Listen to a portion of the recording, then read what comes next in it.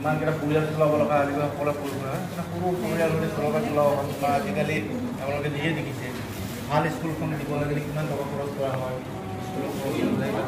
ৰংজুলিত বিশ্ব জনসংখ্যা দিৱস উপলক্ষে সজাগতা সভা।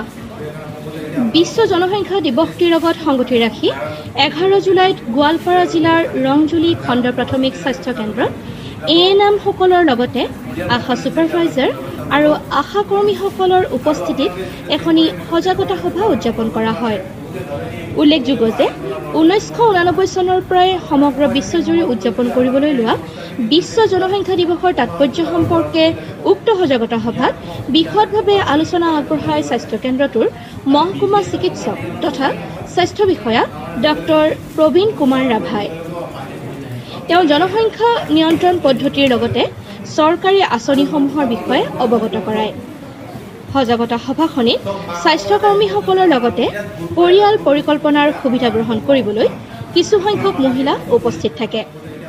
আনহাতে এই সভাখনত স্বাস্থ্য বিভাগৰ তৰফৰ পৰা BPM, BCM, ফাৰ্মাচিষ্ট আৰু GNM উপস্থিত থাকি দিৱসটি উদযাপনৰ সকলো দিশ তদাৰক কৰে।